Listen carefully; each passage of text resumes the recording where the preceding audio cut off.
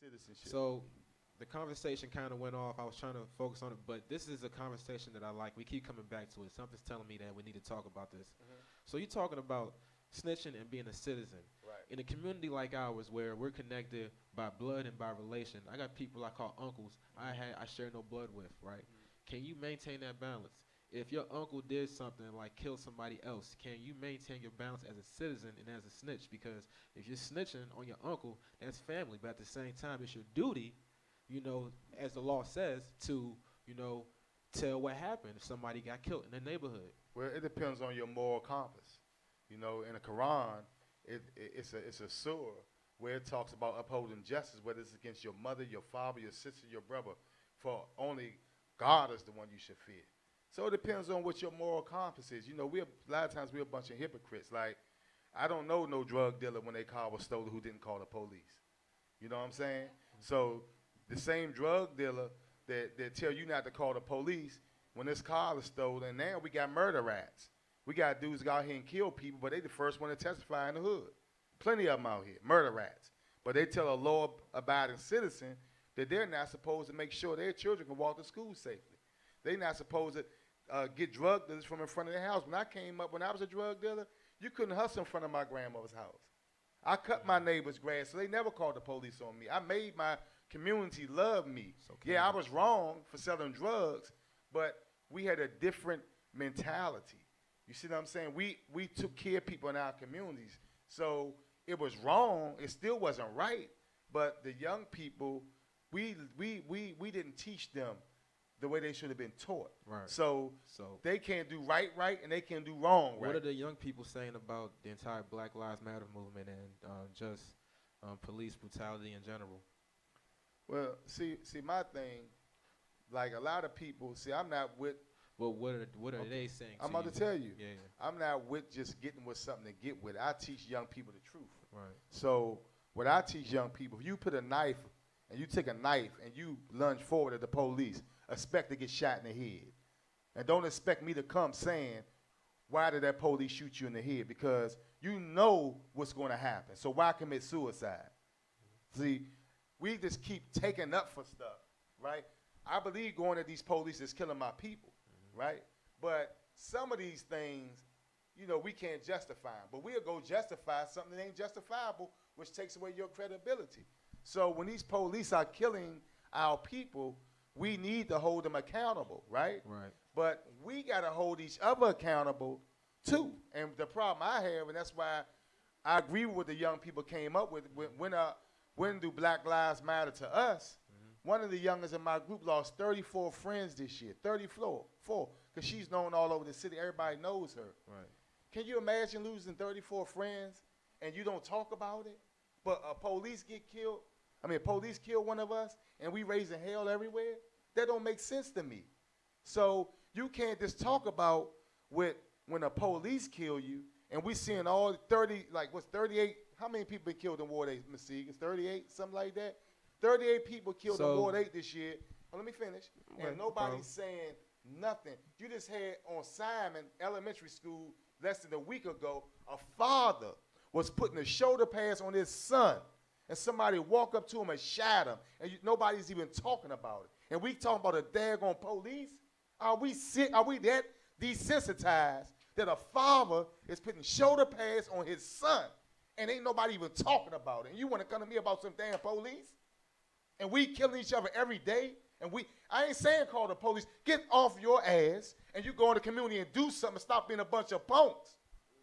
I'm tired of people talking about what some police doing to us and we killing each other every day. I don't want to hear about no damn police. So we killing each other. Been a lot of opportunities to talk about that. Why are people so, that's often, like I said earlier, what you said, of course you did, I know a lot of brothers and sisters feel the same way that you feel, but it's a taboo subject. They tell us, let's solve the police problem first, then we'll get to that. I'm of the school of thought that it can be done simultaneously, and I think that you probably believe that too. I agree. You got to deal with the police. Why is it so hard for us? Can we mention that and still be with Black Lives Matter, police, and police brutality? Is it possible? It's definitely possible. That's why you have to have people working together, because it's several pieces to the puzzle. So we have to understand the necessity for group operations. So Group if these operations. brothers and sisters are working on the police thing, and we working on the black on black or lack of family in our community, because when we had a village, we didn't accept this. You know, dudes went to dudes said, look, we got to put this aside because my son got to walk down the street. And one of these bullets hit my son, y'all going to have a problem. Right.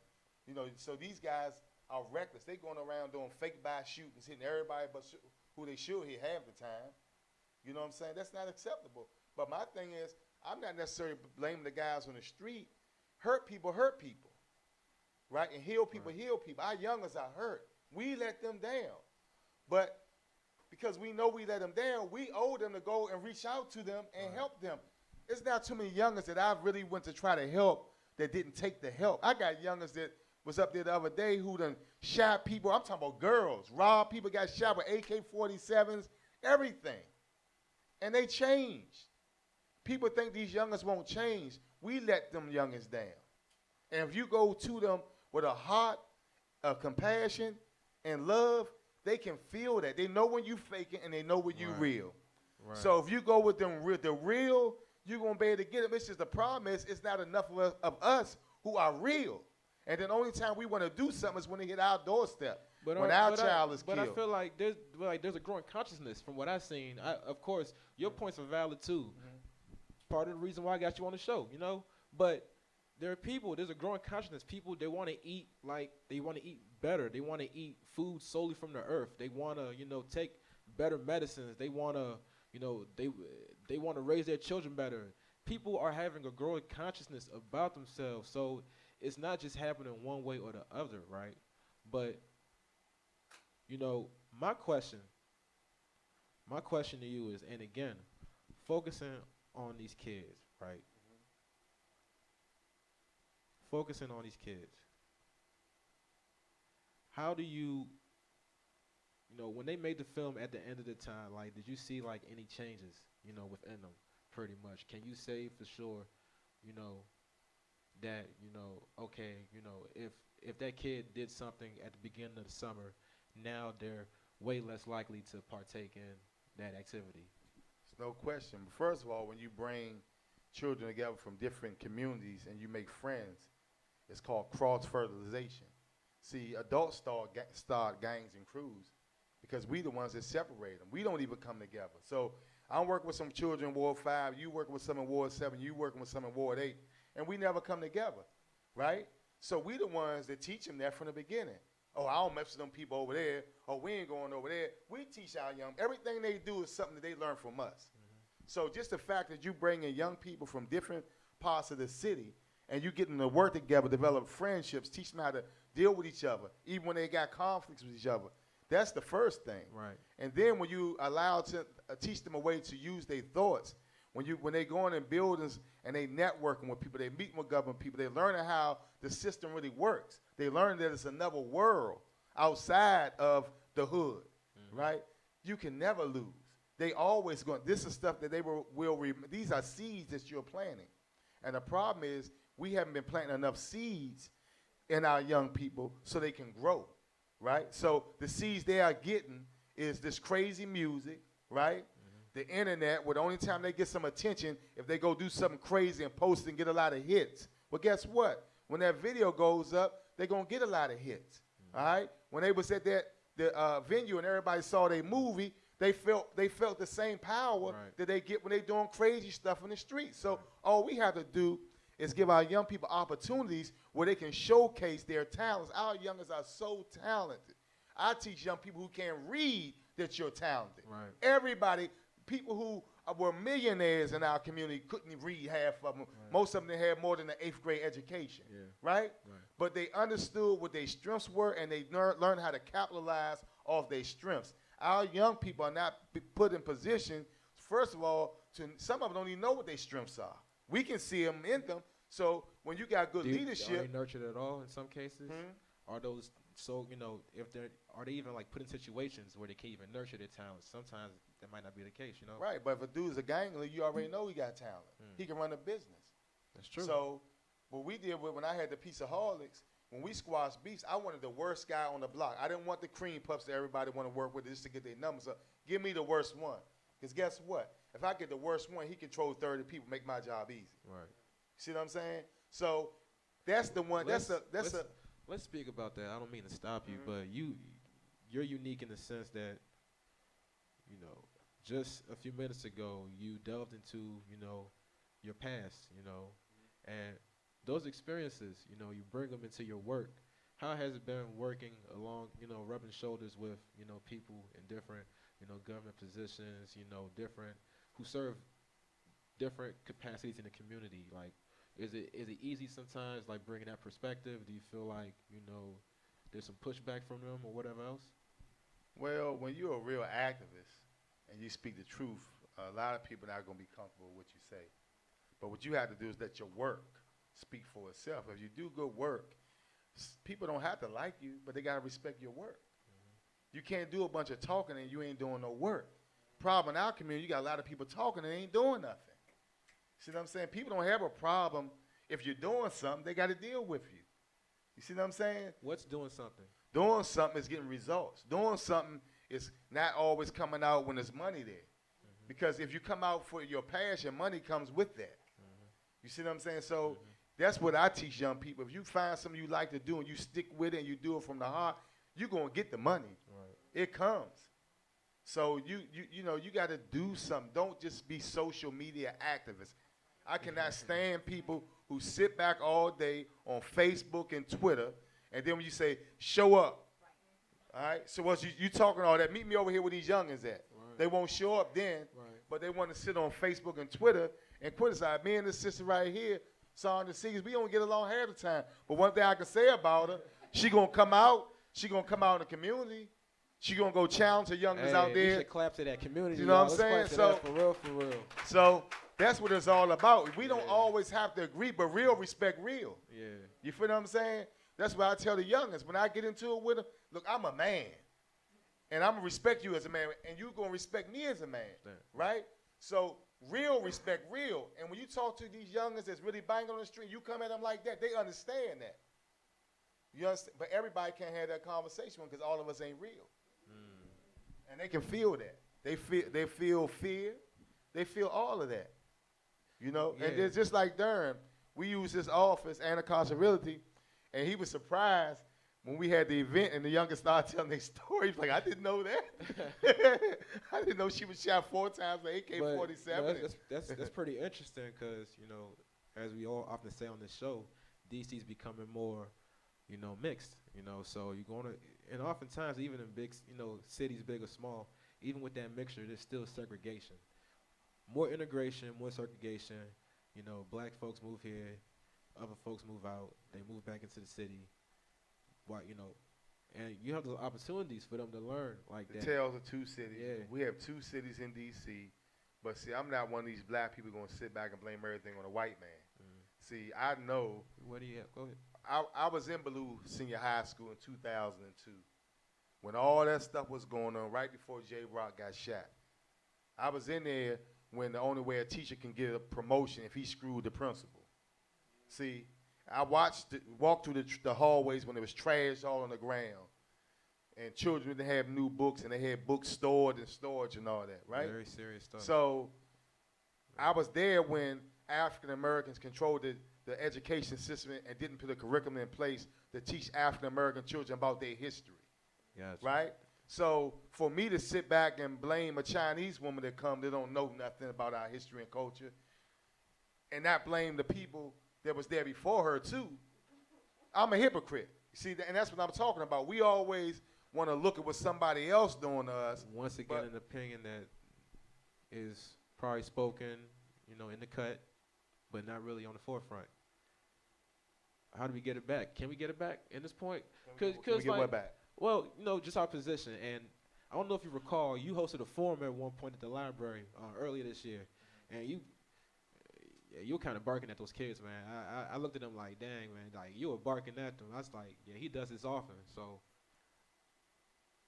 you know, with all this going on, you know, in your head, how does a piece of the pie look like? You know, can we get a piece of the pie? Can we control some economy here? You know. Well, so one of the group of youth that I work with, I don't know if you remember the gay gang called Check It. Yeah. That was terrorizing Gallery Place at one time. So they got a clothing line coming out. So when I first started working with them, what I do with any child, I found out what they like. Yeah. Of course, gay guys, gay girls, fashion. Mm-hmm. So we started doing fashion shows with them, and they started meeting people and changed their whole perspective on life. Gotcha. So now they have a product, and when their movie come out, it's gonna be all around the world. Gotcha. So my thing is, we gotta teach our children, just like other folk teach their children at an early age. They got Kool-Aid stands. All you gotta do is give people examples of what they could be doing Right. to make it. And once you start showing them, they thrive. Right. The problem is, in our community, I've seen this firsthand, you got groups of people who make it, and they don't come and get back and show the other people the blueprint. Mm-hmm. I never forget years ago, I think it was called it's the Urban something. And I went to a training they had, and it was full of young white children learning about development. You will very, very, very seldom see a black developer teaching young black college students about development. Mm. It's the same people in this city that's black that got the power that had it 30 years ago for the most part. You got a few new people, Yeah. but we didn't go back and pull other young people up. And then those who made it, even like Bob Johnson and other folk, Where did that get lost? Like, what happened there? well, we fear the young folk. We think that they're going to take something from us. And most of us, if we real leaders, would know that if you help a young person, he going to help you, right? Mm-hmm. And we got lost. Yeah. But see, I was trained by people down south that work with King. Like, I know the real King. So I know what people did to change what happened. Yeah. And things that we don't like to talk about, Yeah. that go down to our children. Let's go back to the first thing that even I have flaws at, and that's building family institution. Mm-hmm. If you look in this ward alone, 91% of the 15 to 17-year-olds are raised by single mothers, right? So let's look at my brother's keeper. So if we just focusing on the guys, and 91% of the children are be raised by women, what you think just working on the guys going to do? Because if the women messed up, the child messed up. Right. Right. So we got to get back to building family institution. You go to a black church now, how many times you walk in the church and they talking about family institution? Because when you talk about family institution, then you understand agriculture. You understand economics. You understand science. You understand all the things it takes to build what you talking about, the Black Wall Street. Yeah. You understand what I'm saying? Yeah. And we've gotten away from that. Like, my mother and father used drugs early on, right? But I had a grandmother and a grandfather that was married, and that was my safety net. And I don't know where I would have been without that safety net. So now in our community, you got grandmothers that's 35, most of them not married. Father, same thing. So our children out here, I mean, you know how many... A lot of hard truths, you speak in your, in your comments. I want to go back to the women. So in my book, I have a book called Drinking Muddy Water, and I talk about the power of the womb. Mm-hmm. So I work with Reverend James Bevel, Amelia Balkins Robinson, who you saw at Obama, a sister that got no credit until then. She's 105 years old. And one of the things that they taught me was the power of the womb. So hold on 1 second. I want our brothers to stay, man. Okay, it's cool. So- Continue. So in the 60s, when they were beating the hell out of our guys, the women were the ones that stopped them from retaliating. It was the women. Yeah. So from learning that, when we started squashing beefs in D.C., we learned that when the guys don't listen, you go to the women. Mm-hmm. And we would go to the women and deal with the women leaders, and then they would pull the guys in. So if our women are screwed up, we ain't got nothing coming, bro, because it was the women. Even when Martin Luther King on the March on Washington, they didn't want that brother to speak. They didn't mess with him. It was Dorothy Heiss that made that happen. Yeah. She was the one that pulled them in the room and told them egos to go out the window, and this brother's speaking. Most of us don't understand that, so we got to understand that we have strengths, different strengths and power. We got to understand about building institution and family. Because when you build family institution, you build wealth. What can we do in the meantime, though? You know, now that you know, people argue that we don't have nuclear families, but we do have networks. Like you said, your grandparents, people might have grandmothers, grandfathers, aunts, uncles, whoever else. You know, what do you say to that? Well, it ain't too late for us to stop being playmates. Like, we ain't got to screw every woman walking down the street. If our children start seeing us change our habits, then they'll change their habits.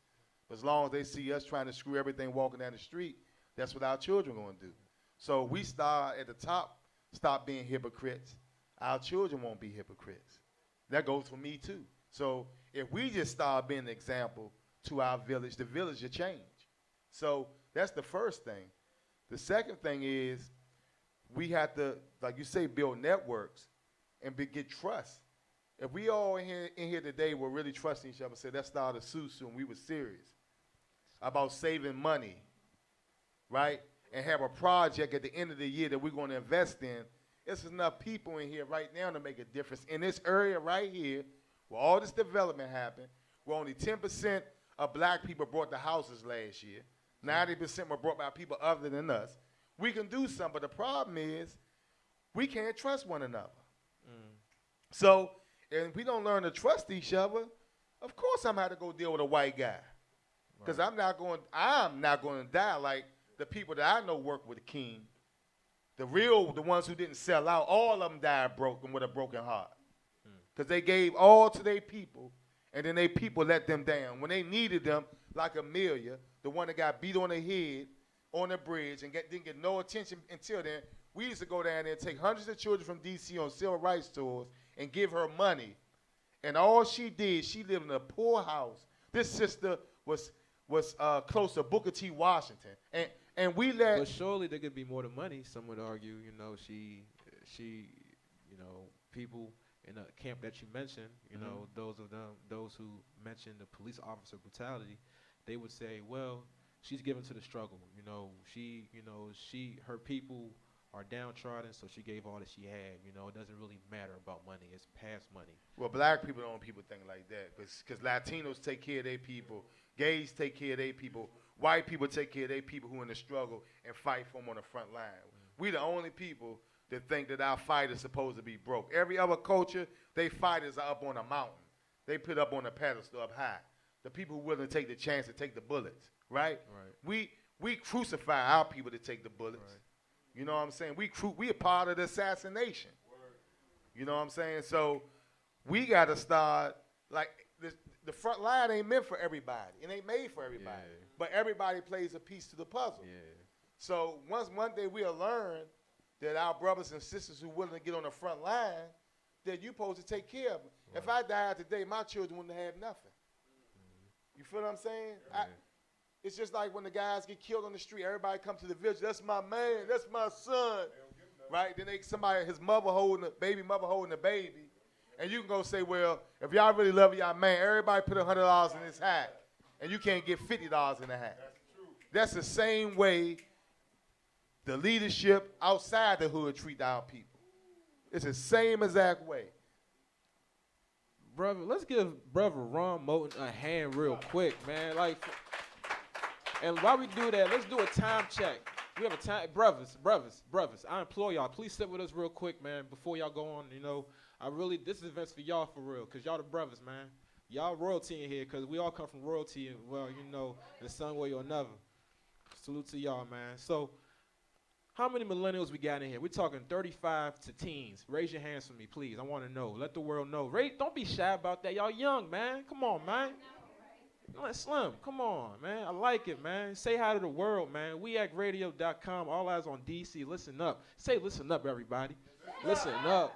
Shit, I'm kind of hyped right now because the place finally got packed. Y'all should have been in here when it was dead at first, man. Listen. Listen. Time check, sir.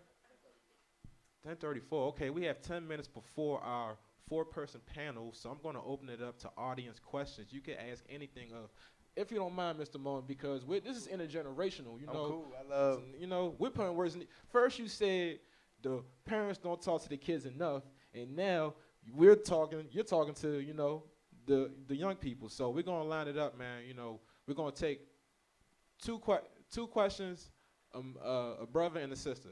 All right. You can't be a guest.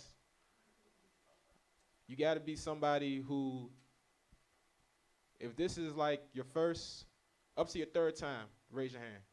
Then you can participate. If you've been here like less than 3 times, then raise your hand, and you can like ask a question. I'm gonna get that brother to ask a question. And is there a sister?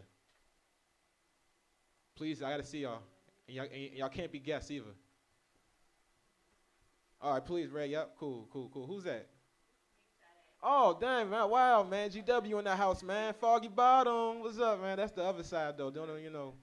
That's where P.D. Green from. Did y'all know that? P.D. Green from Foggy Bottom. Nah, but for real, she's a D.C. native, too, man. So, you know, we got a lot of D.C. love in here. Thank you, man. Appreciate that. Cool. So we got this brother. What's your name, brother?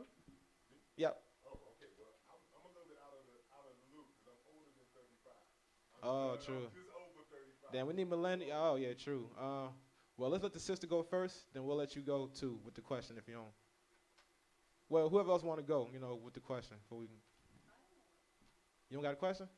Oh, I thought somebody had a question. Oh. All right, cool. Go ahead, brother. You got a question. Go ahead. Say your name and, you know, what's your question, whatever. My name's Ben, and I just had a quick question. I understand that blacks, we do have to be held accountable for our actions within the community. Accountability goes a long way. But do you think that you kind of oversimplified our issues, like our fault to our issues? There is actual policy put in place to affect our education in the neighborhoods, the revenue that goes into the things that can be a net to protect us, such as schools. Not every child determines how they're brought up in the situation they're brought in. I understand institutionalized racism very well, but just understand this. My son graduated from Ballou. I put him there. But guess what I did? I was a vice president of the PTA meeting, all right? I made sure my son got an education. I empower other parents to do the same thing. I had more parents come out than anybody within the time I was going to Ballou, all right? Bro, Stevie won all type of people there, all right? So my thing is, if we don't teach people how to be accountable and teach them to think big and let them know that they can do something, they not. They're going to keep on counting on somebody else who we know don't mean no well to do something for them, and you're going to be waiting 10 years from now for the same thing. I just know that the power that we have fighting each other, if we come together, can't nothing stop us. So I'm not going to keep on trying to fight this big system right here, and we ain't got our stuff together. I know we together can't nothing stop us. Cool. But the problem is, it's like the man in the mirror, Michael Jackson. He said, look at the man in the mirror. We don't ever want to look in the mirror. All we want to do is keep on talking about what somebody else doing for us. So what I do is I let the Al Sharptons keep dealing with that. I want to deal with our mess, right? Something I can control, something I like when I talk about people or something, I'm coming to help you. I'm not coming to tear you down. So it's out of love, right? So that's all I ask. You got something to say, make sure you wouldn't step on the front line with the people you talking about. All right, dang, wow, perfect. So let's get the question from the sister. We need a question from a sister. That wasn't a guess, I'm sorry. I really want participation here, man. Come on, what's up, man? Like, y'all shy. Everybody want to talk about ignorant stuff, but when it comes to real stuff, y'all shy all of a sudden. Y'all mute, you know? Come on, man. What's going on? Okay.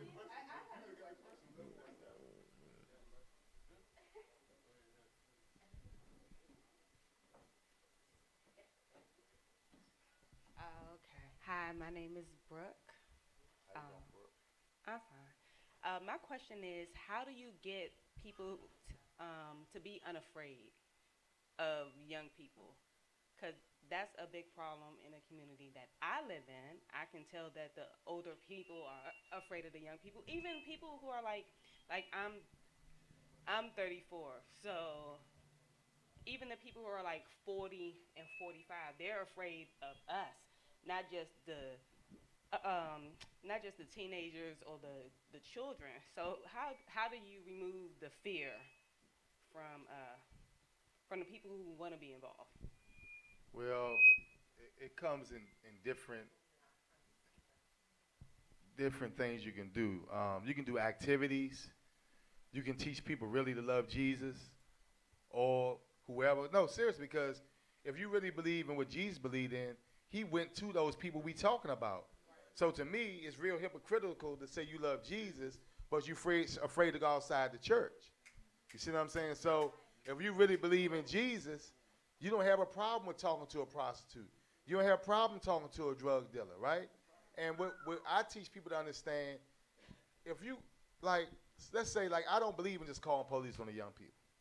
I don't think you had the authority just to call the police on them if you didn't go outside and try to help them or see what their problem is. You see what I'm saying? So, right. That attitude would have saved a lot of kids, Yeah. man. Yeah, so if you just would have went and found out that child ain't had no food in the refrigerator, he might not have robbed somebody. You see what I'm saying? It's only a small group of children who you can't help. Some of them, no matter what you do, they got to go hit a brick wall. But most of them, if you reach out to them and just start speaking to them 5 or 6 times, how you doing, young man? Oh, I like those shoes. You know, you see a young lady cursing like a pirate. Oh, sis, you're too beautiful to talk like that. It's all about how you come across to them. So some of us just need social skills ourselves because we just don't know how to communicate with people outside of our circle. Wow. So that's pretty much what it is, right? But the key is really in your heart wanting to help. See, one thing about black people, we feel. You can feel when somebody real. So young people know when you coming and you fake. And one of the other things that young people do, and one of them said in this meet that I was at the other day, they do things for attention.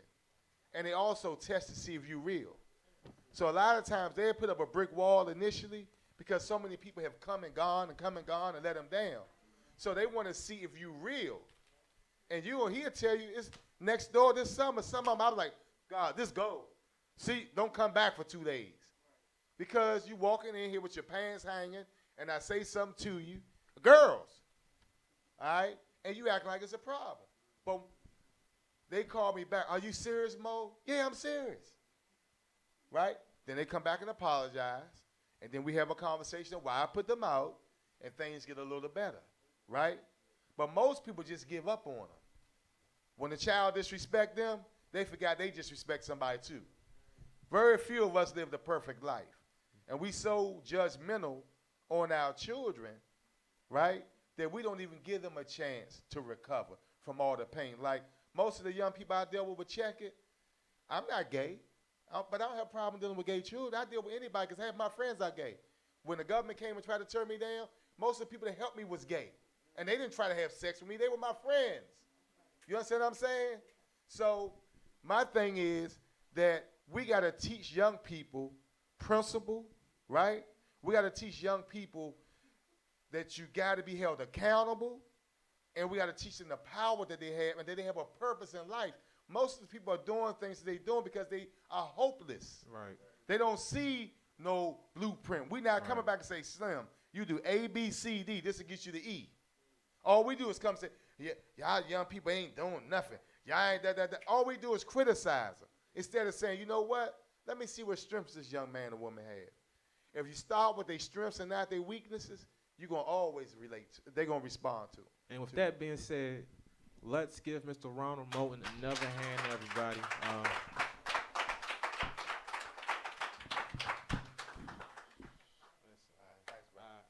I have to thank you again for real for doing that.